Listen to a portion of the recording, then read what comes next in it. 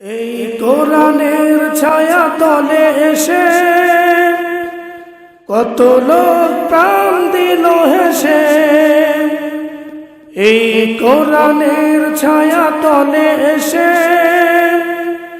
কত লোক প্রাণ দিল হেসে।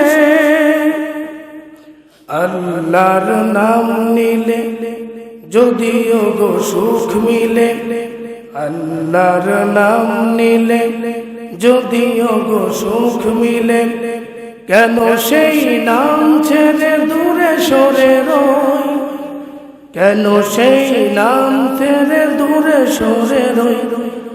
এসো কোরআনের ছায়া তলে সমবেত হই, এসো কোরআনের ছায়া তলে সমবেত হই। আজকে আমার ভাই ওসমান হাদি যে দল করে করুক, আপনি যে দল করেন, আমার একটা ভালো লাগার বিষয় আছে, আমিও একটা দল করতে পারি। আপনার যে দল ভালো লাগে আপনিও করতে পারেন, দল যে যেটা করেন আপত্তি নাই। কিন্তু আমার দেশে আমার ভাই ওসমান হাদিকে যারা গুলি করে মেরেছে, এর বিচার বাংলাদেশে হওয়ার দরকার আছে না নাই? ওসমান হাদি আজকে মৃত্যুবরণ করেছেন। অনেকে মোস্তাও দেয় আর মুস্কি মুস্কি হাসি দেয়। সেদিন টের পাবি রে শয়তান, সেদিন টের পাবি, সেদিন তোর বুকের মালিক এইভাবে দুনিয়ার থেকে পাখির মতো গুলি করে বা অন্য কোনো অবস্থায় মারা যাবে। কথা বলেন ঠিক কিনা? এই জন্য আছেন বাংলাদেশে সর্বোচ্চ পার্লামেন্ট থেকে কোরআন আল কারিমের অনুশাসন শাসন যেন চালু হয়। হাদির মতো সন্তান, ওসমান হাদির মতো সন্তানেরা, বাংলাদেশের স্বর্ণযুগের সন্তানেরা, এদেরকে যেন পাখির মতো গুলি করে আর মৃত্যুবরণ না হয়। কথা বলেন ঠিক কিনা? ৯৫% মুসলমানের দেশে প্রশাসন এত কড়া, এত কিছুর মধ্য দিয়ে গুলি করার ৪-৫ ঘন্টার মধ্যে পাশের দেশ দাদার দেশে খুনিরা কিভাবে ঢোকায়। এর মধ্যে কিন্তু আছে না নাই? এই কিন্তুর বিচার আল্লাহ যেন আমাদেরকে দেখার তৌফিক দান করে। জোরে বলেন আমিন।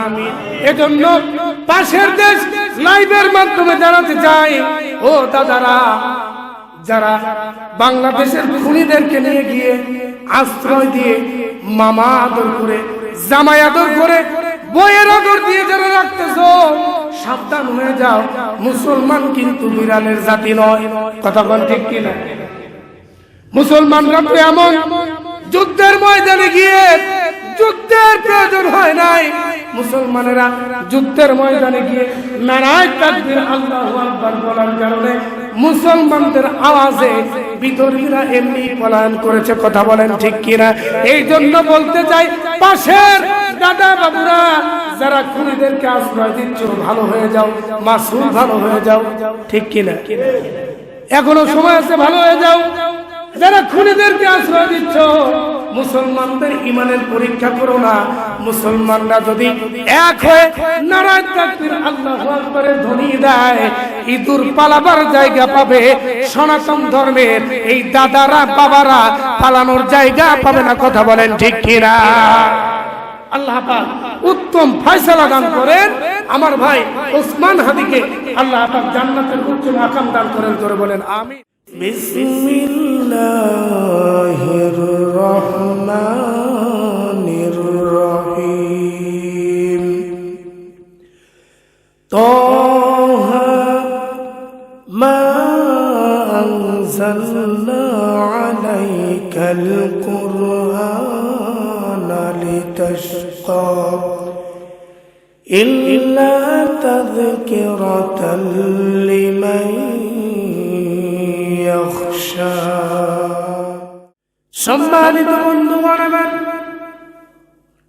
আল্লাহর বান্দা জামাল আব্দুল নাসের রাশিয়ার সকল কমিউনিস্টদের সামনে যখন তারা জামাল আব্দুল নাসেরকে প্রশ্ন করলেন, জামাল, তোমার রাষ্ট্র পরিচালনা করো কিভাবে, কি দিয়ে? তোমার রাষ্ট্র পরিচালনা সম্পর্কে যদি আমাদেরকে একটু বলো, আমরা তোমার কাছ থেকে জানতে চাই। জামাল আব্দুল নাসের বললেন, আমার রাষ্ট্র অন্য কোন মন্ত্র তন্ত্র দিয়ে চালাই না। আমার রাষ্ট্র আমি পরিচালনা করি আল্লাহর কালাম কোরআন দিয়া, আল্লাহ পাকের হুকুম দিয়ে আমি আমার রাষ্ট্র পরিচালনা করি। চিৎকার দিয়ে বলেন সুবহানাল্লাহ।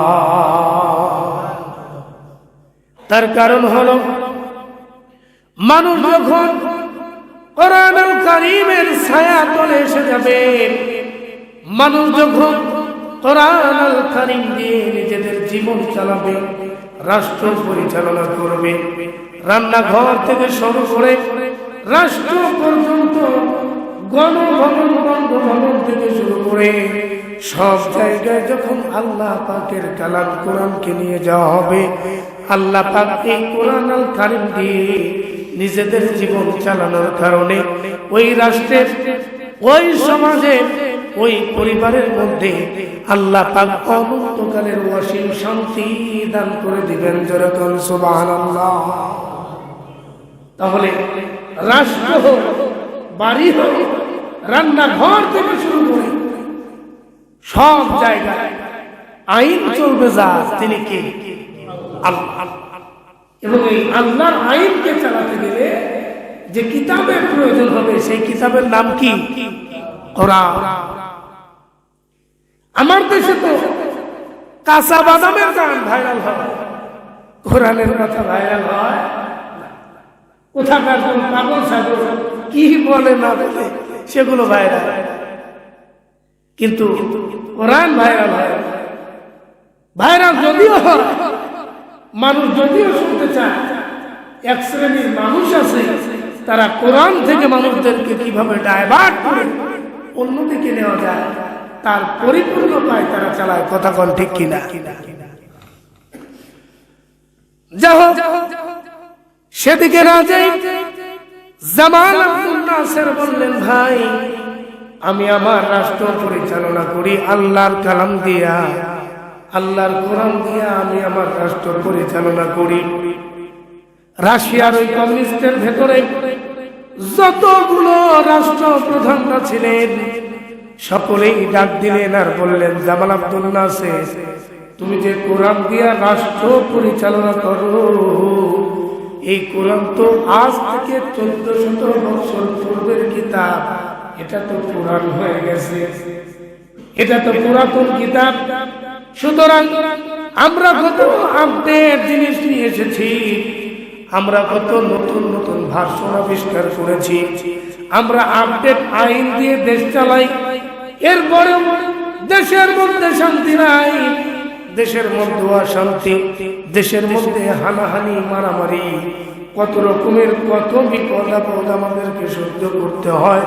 আর তুমি সেই 1400 বছর পূর্বের কিতাব, এই পুরাতন কিতাব দিয়ে তুমি কিভাবে রাষ্ট্র চালাও? সুতরাং না না না, কোরআন দিয়ে রাষ্ট্র চালালে হবে না। আমাদের পরামর্শ নাও, তুমি কোরআনটাকে বাদ দিয়া আমাদের মতো সমাজতন্ত্র দিয়ে তোমার রাষ্ট্র চালাও। চিৎকার দিয়ে বলেন নাউযুবিল্লাহ। জামাল আব্দুল নাসের বললেন, না, আমি কোরআনটাকে বাদ দিয়ে সমাজতন্ত্র দিয়ে, রাজতন্ত্র দিয়ে আমার দেশকে চালাতে পারবো না। তার কারণ মানুষের তৈরি করা আইনের চাইতে আল্লাহর তৈরি করা আইনের মূল্য হাজার নয়, লক্ষ নয়, কোটি কোটি গুণ বড়। কথা বলেন ঠিক কিনা? জামাল আব্দুল নাসের বিভিন্ন সময় তাদের সঙ্গে বিভিন্ন কথাবার্তা বলার পর জামাল আব্দুল নাসের যখন চলে আসলেন তার দেশের মধ্যে, আসার পরে রাত্রে ঘুমোতে গেলেন, বালিশে মাথা লাগালেন আর চিন্তা করলেন, আহারে আমার রবের কালাম নিয়ে বিধর্মীদের কত মাথা ব্যথা, আমি আমার রবের কালাম দিয়ে আমার রাষ্ট্র পরিচালনা করি, এইটা বিধর্মীরা চায় না। কিন্তু না না না, বিধর্মীদেরকে এই চিন্তা ভাবনা নিয়ে কোরআনটাকে তারা যে ইগনোর করে, অবহেলা করে, এই ইগনোর করতে দেওয়া যাবে না। আমি এরপরে যদি আমার আবার কোনোদিন সুযোগ হয় রাশিয়া সফরে যদি যাই, তাহলে বলে আমার একজন বন্ধু আছে, আমি আমার বন্ধুকে সঙ্গে নিয়ে রাশিয়া সফরের মধ্যে যেতে চাই। জোরে বলেন সুবহানাল্লাহ। জামাল আব্দুল নাসের তার যিনি বন্ধু ছিলেন, এ কোনো নেতা নয়, এ কোনো মন্ত্রী নয়, এ কোনো বড় লোক মানুষ নয়, ওই সময়কার সর্বশ্রেষ্ঠ কারি আব্দুল বাসেত ছিলেন জামাল আব্দুল নাসের বন্ধু। চিৎকার দিয়ে বলেন সুবহানাল্লাহ। আগেকার রাষ্ট্রপ্রধানেরা আলেমদের সঙ্গে সুসম্পর্ক রাখার কারণে রাষ্ট্রের মধ্যে কোনো দাঙ্গা হাঙ্গা বেঁধে গেলে আলেমদের পরামর্শ নেওয়ার কারণে রাষ্ট্রের সকল সমস্যার সমাধান কোরআন দিয়ে দেওয়া হতো, যার কারণে সোনালী যুগ হযরতে ওমর আবু বকর পেয়েছেন। কথা বলেন ঠিক কিনা? কিন্তু আজকে আমার দেশের যারা পরিচালক, আলেম ধরো, জেলে ভরো, তদন্ত করে করো, আগে নির্যাতন করো, আছে না নাই? এটা থাকার কারণে, আলেমদের সঙ্গে সম্পর্ক ভালো না হওয়ার কারণে দেশের মধ্যে যে যত বড় চোর, যে যত বড় বাটপার, তার সঙ্গে সম্পর্ক ভালো হয়। কথা বল ঠিক কিনা? কিন্তু সব কিছু বাদ দিয়ে আমাদের আলেমদের সঙ্গে সম্পর্ক ভালো রাখা লাগবে। কথা বলেন ঠিক কিনা? আলেমদের সম্পর্ক কার সাথে? যার সম্পর্ক আল্লাহর সঙ্গে হয়, তার কাছ থেকেই পরামর্শ নেওয়া লাগবে, তার কাছ থেকেই বিভিন্ন বিষয়গুলো জানা লাগবে। চোর বাটপারের কাছে গেলে কোরআন হাদিসের সঠিক তথ্যগুলো পাওয়া যাবে। জোরে বলেন যাবে। জামাল আব্দুল নাসের চিন্তা করলেন না, ইহুদিরা যেই পরিমাণে কোরআনকে ইগনোর করে, এইভাবে আর ইগনোর করতে দেওয়া যাবে না। আমি এরপরে সফরে গেলে আমার বন্ধু আছে কারি আব্দুল বাসেত, আমি কারি আব্দুল বাসেতকে নিয়ে রাশিয়া সফরের মধ্যে যাব। জোরে বলেন সুবহানাল্লাহ। চলতে চলতে 1 বছর পার হয়ে গেল। হঠাৎ করে জামাল আব্দুল নাসের খবর পাইলেন রাশিয়ার মধ্যে আবার কমিউনিস্টদের একটা প্রোগ্রাম হবে। এই প্রোগ্রামে জামাল আব্দুল নাসেরকে ইনভাইট করা হলো। জামাল আব্দুল নাসের বন্ধুর কাছে চলে গেলেন, কারি আব্দুল বাসেতকে বললেন, ভাই রে, তোমাকে আমার সঙ্গে সফরে নিয়ে যেতে চাই, তোমাকে আমার সঙ্গে একটু সফরে যাওয়া লাগবে, চলো যাই, আমার সঙ্গে রাশিয়ার সফরে যাওয়া লাগবে। কারি আব্দুল বাসেত বললেন, ভাই চিন্তার কোনো দরকার নেই, আপনি যেহেতু ডেকেছেন, আপনার সঙ্গে রাশিয়া সফরে যেতে আমার কোনো আপত্তি নাই। এক পর্যায়ে জামাল আব্দুল নাসেরের সঙ্গে কারি আব্দুল বাসেত চলে গেলেন রাশিয়ার সেই কমিউনিস্টের প্রোগ্রামের মধ্যে। সেখানে যাওয়ার পরে বিভিন্ন সময় ধরে বিভিন্ন কথাবার্তা হলো, কিন্তু এই কথাবার্তার শেষে ওই কমিউনিস্টদের মধ্য থেকে একটা কর্নারে একটা জায়গা তৈরি করা হলো, যে জায়গার মধ্যে মেয়েরা উলঙ্গ হয়ে মেয়েরা বেইলি ডান্স দিবে, আর ওই কমিউনিস্টদের মধ্যে যতগুলো লোক আছে সব লোকেরা মিলে মদ পান করবে। মদ বলেন তো, মদ পান করা হারাম না হারাম? মদ পান করা যে হারাম, এইটা বাংলাদেশের একজন ছোট বাচ্চাও যদি হয়, যদিও এখন পর্যন্ত ভোটার হয় নাই, এখন পর্যন্ত নাবালেগ আছে, বালেগ হয় নাই, এমন ছোট বাচ্চাও যদি হয়, তার কাছেও যদি জিজ্ঞাসা করা হয়, বলো তো দেখি মদ খাওয়া জায়েজ না হালাল না হারাম, সেও কিন্তু বলবে মদ খাওয়া হারাম। কথা বলে না, বলবে কিনা? ছোট একজন বাচ্চা এখনো ডান বুঝে না, বাম বুঝে না, এরপরে বুঝে মদ খাওয়া হালাল না হারাম, কিন্তু আমার দেশ যারা পরিচালনা করে তারা বুঝে না। কথা বলো ঠিক কিনা? ছোট একজন বাচ্চা বুঝে মদ খাওয়া হারাম, কিন্তু বলার বিষয় হলো, অত্যন্ত দুঃখের বিষয় হলো সত্য, আমার বাংলাদেশের মধ্যে মদ খাওয়ার আবার লাইসেন্স আছে। কথা বলো ঠিক কিনা? সেদিন এক মহিলাকে ধরেছে মদ খাওয়া অবস্থায়, রাস্তায় নেমে মহিলা মানুষ মদ খেয়ে মাতলামি করে, পুলিশ প্রশাসন তাকে ধরেছে। ও বলতেছে আমাকে ছেড়ে দাও, আমি মদ খেলে কি হবে, আমার লাইসেন্স করা আছে, আমি বিভিন্ন বারে যাই মদ খাই, এর জন্য সরকারকে ট্যাক্স দিয়ে লাইসেন্স বানানো আছে, আমাকে ধরতে পারবা না, আমাকে ছেড়ে দাও। শুধু এখানেই শেষ নয়, জিনা করা হালাল না হারাম? জোরে বলেন না, হালাল না হারাম?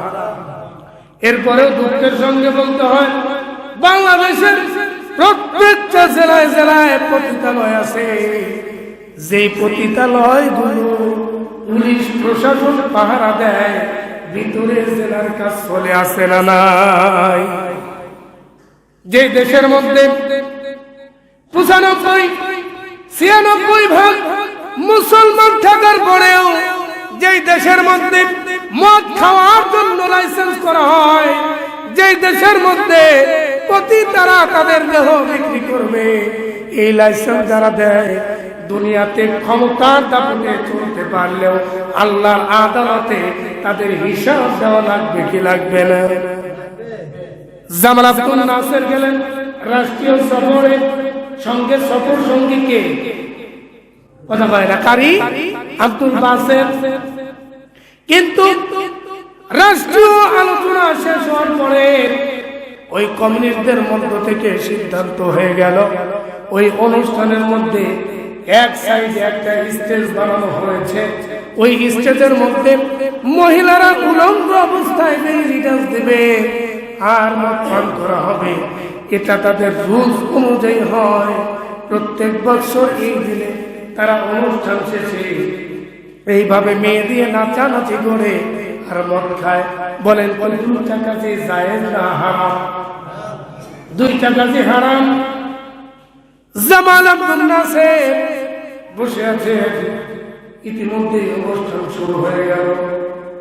এক পাশে মহিলারা নাচে আর নেতা নেত্রীরা মদ খায়। বলেন তো মদ খেলে মানুষের সেন্স ঠিক থাকে নাকি? ভুল ভাল বলতে শুরু করেন। অনেক সময় রাস্তাঘাটে গভীর রাত্রে মাহফিল শেষ করে যখন আসি, অনেক পাগলকে দেখি গাছের সঙ্গে জড়িয়ে ধরেছে, গাছকে জড়ায় ধরে বলে আব্বা সাইড দেন আর মদ খাবো না। আবার অনেকে আছে মদ খেয়ে মাতাল হয়ে বাড়ি গিয়ে শোয়ার ঘর কোনটা চেনে না, শোবার ঘরে না ঢুকে গোয়াল ঘরে ঢুকে পড়েছে। গোয়াল ঘরে ঢুকে গরুর লেজ হাত দিয়ে ধরেছে, গরুর লেজ হাত দিয়ে ধরে বলে ও নাসিমা, তোমার চুল তো প্রতিদিন বাঁধা থাকে, আজকে গেল খোলা। তোমার চুল তো অনেক লম্বা, আজকে এত ছোট হলো কিভাবে? বলেন তো মদ খেয়ে বেটার হুঁশ আছে, হুঁশ না থাকার কারণে গরুর লেজ ধরে স্ত্রী মনে করতেছে। কথা বলেন ঠিক কিনা? এই মদ খাওয়ার কারণে স্ত্রীকে মা পর্যন্ত বলে ফেলে। এমন গাদ্দার আর এমন শয়তান বাংলাদেশে মদ খেয়ে আছে না নাই? সমস্ত মানুষ যখন এইরকম শুরু করে দিল, জামাল আব্দুল নাসের ঠিক সেই সময় বিভিন্ন সময় অনুষ্ঠান চলতে চলতে যখন 5-7 মিনিটের জন্য একটু ব্রেক দেওয়া হলো, চা সত্রের জন্য, নাচতে নাচতে সব ক্লান্ত, এখন একটু চা খাওয়া লাগবে, এই জন্য একটু ব্রেক দিয়েছে। জামাল আব্দুল নাসের সঙ্গে সঙ্গে বললেন, ভাই আমার সঙ্গে একজন সফর সঙ্গী আছে গো, তিনি তোমাদের সামনে 5 মিনিট তোমরা তো রেস্ট নিবা, এই 5টা মিনিটের মধ্যে 2টা মিনিট আমাদেরকে দাও, আমার সফর সঙ্গীটা তোমাদেরকে একটু আবৃত্তি করে শোনাতে চায়। চিৎকার দিয়ে বলেন সুবহানাল্লাহ। জামাল আব্দুল নাসের যখন বলেছেন, সমস্ত কমিউনিস্টরা ডাক দিয়ে বললেন, এ জামাল আব্দুল নাসের, আমাদের সময়ের বড় দাম, আমাদের সময়ের বড় দাম। আমরা কি এমন আবৃত্তি আছে যে আবৃত্তি শোনার জন্য এই সময়টাকে নষ্ট করবো না? না না, এই সময়টাকে নষ্ট করা যাবে না। সুতরাং আমরা তোমার আবৃত্তি শুনতে পারবো না। কিন্তু এই কমিউনিস্টদের মধ্যে যিনি নেতা, সে ডাক দিলেন আর বললেন, ভাই 5টা মিনিট তো আমরা এমনিতেই চুপচাপ থাকবো, চা খাবো। এই 5টা মিনিট বসে না থেকে জামাল আব্দুল নাসের যে সফর সঙ্গী আনছে তার কাছ থেকে আবৃত্তি শুনলে খারাপ হয় না। ও জামাল আব্দুল নাসের, 5টা মিনিট সময় তোমাকে দেওয়া হলো, 5 মিনিটের উপরে আবৃত্তি করা যাবে না। যা কিছু আবৃত্তি এই 5 মিনিটের মধ্যেই করা লাগবে। জোরে বলেন সুবহানাল্লাহ। জামাল আব্দুল নাসের যখন অনুমতি পাইলেন, সঙ্গে সঙ্গে কারি আব্দুল বাসের বন্ধুকে জড়ায় ধরলেন আর বললেন, বন্ধুরে, জীবনে কোরআনুল কারীমের তেলাওয়াত শুনিয়ে কত মানুষকে বিধর্মী থেকে মুসলমান করেছো, কত মানুষ তোমার তেলাওয়াত শুনে হার্ট অ্যাটাক করে মারা গেছে, কত মানুষ কোরআনুল কারীমের তেলাওয়াত শুনে পাগল পাড়া হয়ে গেছে, মাতাল হয়ে গেছে। আমি তোমার কাছে অনুরোধ করি রে ভাই, যেহেতু এই বিধর্মীদের অনুষ্ঠানের মধ্যে 5টা মিনিট সময় পেয়েছি, এই 5টা মিনিট জীবনের সকলটুকু আবেগ দিয়ে, সকলটুকু শক্তি দিয়ে, সকল সৌন্দর্য দিয়ে তুমি তেলাওয়াত করবা। আমি জানি আল্লাহ পাকের কালাম তেলাওয়াত করলে সাহায্য যিনি করবেন তিনি কে? জামাল আব্দুল নাসের যখন বলেছেন, কারি আব্দুল বাসের সঙ্গে সঙ্গে ওযু বানিয়ে 2 রাকাত নামাজ আদায় করলেন। আর নামাজ আদায় করার পরে আল্লাহর কাছে 2টা হাত তুলে ফেললেন, ওগো আল্লাহ, আমি একজন নগণ্য বান্দা, আমার এই জবান দিয়ে, আমার এই কণ্ঠ দিয়ে জীবনে কত তেলাওয়াত করেছি, কত বিধর্মীদেরকে মুসলমান বানিয়েছি, কত মানুষ আমার তেলাওয়াত শুনে হার্ট অ্যাটাক পর্যন্ত করেছে। আল্লাহ গো, জীবনের শেষ এবং জীবনের প্রথম একটাই সওয়াব, এই কমিউনিস্টদের সামনে তেলাওয়াত করার দায়িত্ব আমার। কিন্তু এই কমিউনিস্টদের মধ্য থেকে সকল ব্যক্তিদেরকে হেদায়েত দেওয়ার দায়িত্ব তোমার। জোরে কোন সুবহানাল্লাহ। সঙ্গে সঙ্গে কারি আব্দুল বাসেদের গানে কেমন যেন একটা গাইবি আওয়াজ আসে, মাইয়াহদিয়াল্লাহু ফালা হাদিয়া লা। চিৎকার দিয়ে বলেন আল্লাহু আকবার। হেদায়েতের মালিক অন্য কেউ নয়, রাসূল পর্যন্ত হেদায়েতের মালিক নয়। কারণ রাসূল যদি হেদায়েতের মালিক হতো, রাসূলের চাচা আবু তালেব সবার প্রথমে হেদায়েত পাইতো। কথা বল ঠিক কি না? আল্লাহ পাকের নবী যখন আবু তালেবকে বারবার কালেমার তালকিন দিয়ে যখন দাওয়াত পৌঁছে দেয়, আল্লাহ বলেন, নবী গো, আপনি চেষ্টা করলেও হবে না, কারণ হেদায়েতের মালিক আপনি না, আমি আল্লাহ। জোরে কোন সুবহানাল্লাহ। কারি আব্দুল বাসেত বলেছেন কাকে? নিজের মনের কথা বললেন কাকে? সাহায্য করবেন কে? আল্লাহ পাক সঙ্গে সঙ্গে জানিয়ে দিলেন। কারি আব্দুল বাসেত মোনাজাত শেষ করলেন আর তেলাওয়াত শুরু করবেন, কিন্তু মনের মধ্যে টেনশন, আল্লাহ, কোরআনুল কারীম থেকে আমি কোন জায়গা থেকে তেলাওয়াত করব? চিন্তায় পড়ে গেলেন কোন সূরা পড়ব।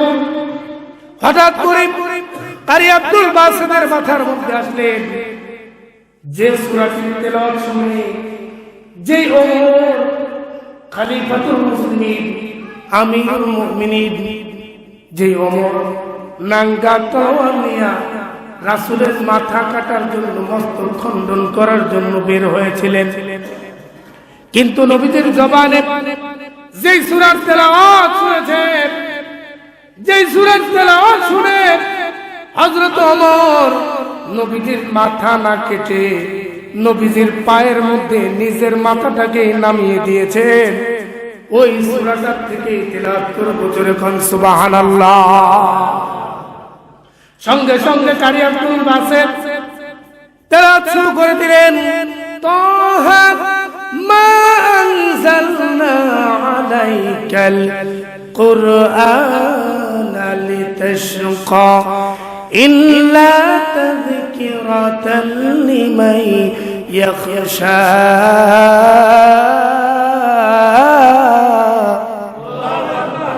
কারি আব্দুল বাসেত তেলাওয়াত করলেন, সূরা তাহা থেকে তেলাওয়াত শুরু করলেন। তাহা একটা একটা করে আয়াত যখন পড়তে শুরু করলেন, ইন্নানি আনাল্লাহ পর্যন্ত যখন তেলাওয়াত করলেন, 5 মিনিট যায়, 10 মিনিট যায়, 20 মিনিট, আধা ঘন্টা, 1 ঘন্টা পর্যন্ত চলে যায়। কারি আব্দুল বাসেতের তেলাওয়াত থামে না, জোরে বল সুবহানাল্লাহ। কারি আব্দুল বাসেত তেলাওয়াত করতেছেন, 1 ঘন্টা চলে যায়, কারি আব্দুল বাসেতের তেলাওয়াত থামে না, তেলাওয়াত চলতে আছে চলতে আছে। কারি আব্দুল বাসেত নজর করে দেখতে পায় সমস্ত মানুষগুলো পাগল পারা হয়ে কোরআনের তেলাওয়াত শুনতেছে। এক পর্যায়ে একটানা একাধারে 1.5 ঘন্টা পর্যন্ত কোরআন আল কারীম তেলাওয়াত করেছে। 1.5 ঘন্টা পর্যন্ত কোরআন আল কারীম তেলাওয়াত করার পরে কারি আব্দুল বাসেত কোরআন আল কারীমের তেলাওয়াতটা থামিয়ে দিয়েছে। থামিয়ে দেওয়ার সঙ্গে সঙ্গে জামাল আব্দুল নাসের সমস্ত কমিউনিস্টদেরকে ডাক দিলেন আর বললেন, ভাই তোমরা তো 5 মিনিট সময় দিয়েছিলে কোরআন শোনার জন্য, এখন তো 1-2 মিনিট না, 5 মিনিট 10 মিনিট না, আধা ঘন্টা 1 ঘন্টা না, 1.5 ঘন্টা পর্যন্ত কোরআন শুনলা, তোমাদের মধ্যে কেউ তো নিষেধ করলা না। নিষেধ তো দূরের কথা, কোরআন আল কারীমের তেলাওয়াত শুনলাম। আমার এই বন্ধু যে আবৃত্তিগুলো করেছে, এই আবৃত্তি করা অর্থগুলো কি তোমরা বুঝেছো? সবাই বলে না না না, আমাদের ভাষা ইংরেজি আর তোমার ভাষা আরবি। তোমার আরবি ভাষার এই কবিতা আকারে ছন্দ আকারে যে গুলো তোমরা তেলাওয়াত করেছো, এইগুলো আমরা কিছুই বুঝি নাই।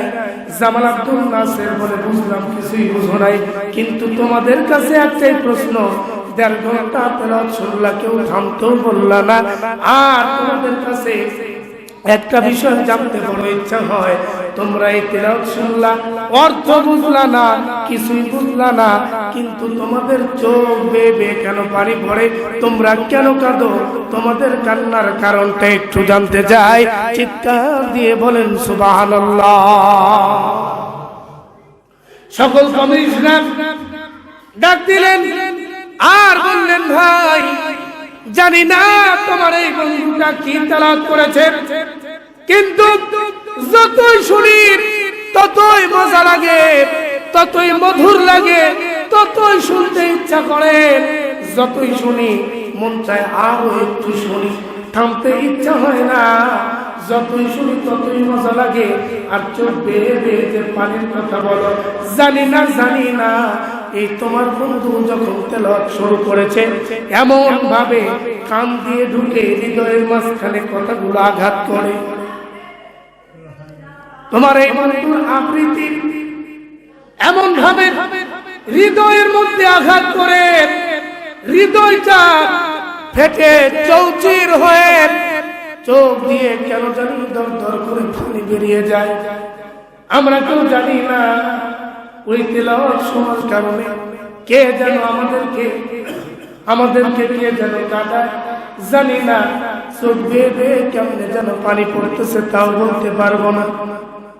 জামাল আব্দুল নাসের বললেন, ভাই আমি যে কোরআন দিয়ে নষ্ট ভাই, ওই কোরআন আল কারীম থেকে আমার বন্ধু আবৃত্তি করেছে, এই কোরআন আল কারীমকে তোমরা বড় ইগনোর করো, তোমরা অবহেলা করলে কি হবে জানো না। এই কোরআন আল কারীম যিনি হেফাজত করে তিনি আর কেউ না, তিনি হলেন স্বয়ং আল্লাহ।